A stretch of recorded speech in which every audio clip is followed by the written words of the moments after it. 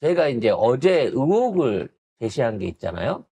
예비비가 없을지 모른다.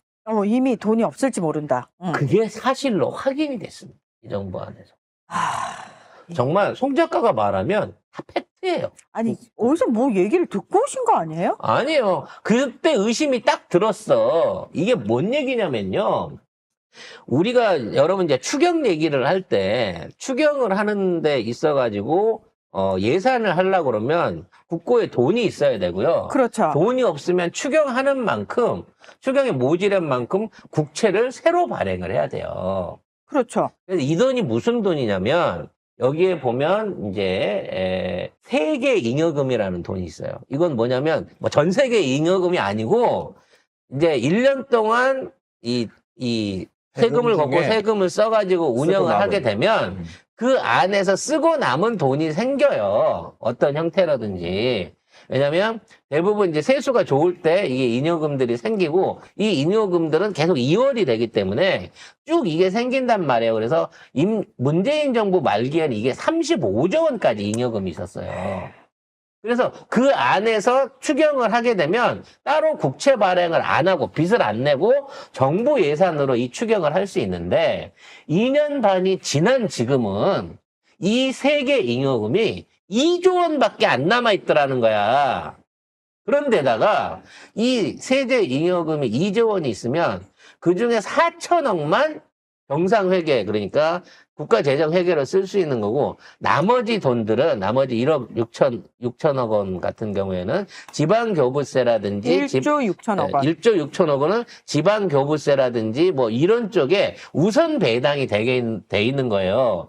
그래서 문재인 정부 때 30조를 물려줬는데, 재정 적자 난다고 다 갖다 갈아 쓰고, 현재 이 정부가 운영할 수 있는 이제 추경해서 운영할 수 있는 순수한 돈은 4천억밖에 안 남은 거고 10조 추경을 하게 되려면 9조 6천억의 국채를 추가로 발생을 시켜야 이걸 할 수 있게 됐다는 거지. 그렇게 실제로 우리가 마통이었던 게 맞는 거예요. 마이너스 통장. 네.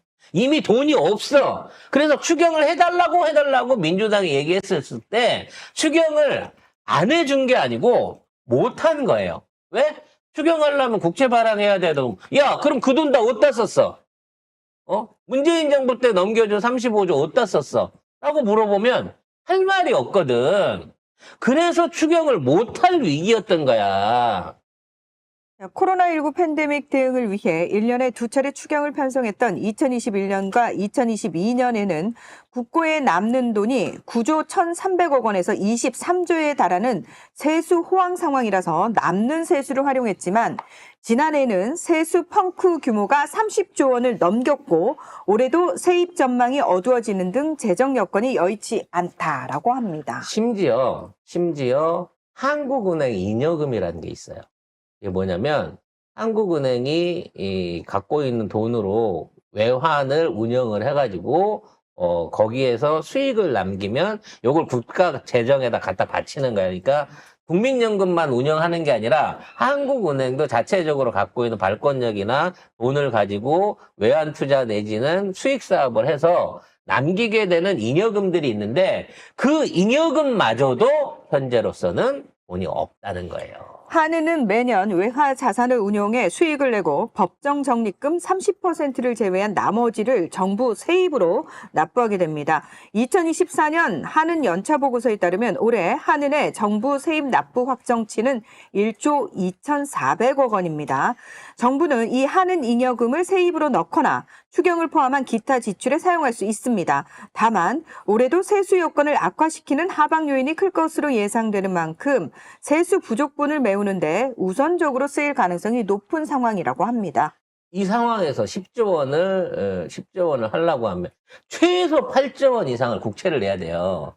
근데 지금 대한민국 국채 비율이 얼마입니까? 10년 장기차가 2.5% 정도 되거든요. 계속 올라가고 있어요. 지금 신용도가 떨어지니까. 근데 지금 있는 상황에서 새로 국채를 발행을 한다? 제 생각엔요, 미국 국채만큼 안 주면 안 들어와요. 미 국채가 지금 4.7%까지 올라갔거든요. 우리도 그 정도 줘야 똑같은 거 아니에요. 나라에서 돈을 빌려주는데 지금 계엄하고 있고 경제가 무너져가는 우리한테 미국보다 싼 금리로 우리한테 돈을 언제 주겠냐고 외국에서. 4.7%면 거의 은행 시중금리입니다, 국채가. 그걸 운영해갖고 산불 내는데 쓰겠다는 거야. 말도 안 되는 소리죠. 비어있는 빈 재정 채우는데도 이 돈이 다 들어가고 말 겁니다. 문재인 정부 때요, 외국한 채권, 그러니까 외국에서 돈 빌리는 채권 발행을 하면 그때 금리가 10년물이 제로였어, 제로. 이자 없이 빌려줬어. 왜? 한국은 경제가 튼실하고 10년 후에 화폐 가치가 지금보다 세져 있을 거기 때문에 이율이 제로라도 한국채는 무조건 다 팔려나가서 완판이 됐던 시절이었다고. 그게 불과 2년 반 전이야. 근데 지금은 추경을 하고 싶어도 할 돈이 없어요. 이렇게 추경을 국채를 발행을 해갖고 4.7% 이상 주고 할 바에야 차라리 국내 시중은행한테서 마이너스 통장을 쓰는 게 훨씬 싸게 맥히는 겁니다. 그래서 얘네들이 계속해서 재정 건전성 한다 그러고 국채 발행 안 한다고 버티면서 시중은행에서 120조, 160조씩 땡겨다 썼던 이유가 이미 이 나라가 마이너스 통장 상황이었다는 거예요. 최상목이는 도대체 뭘 한 거야 도대체? 나라를 망치려고 한 거야? 이런 와중에 뻔히 그 속을 들여다보고 있는 담당자는 진짜 2억 원이 넘는 돈을 달러에다가 투자를 했다는 것이죠.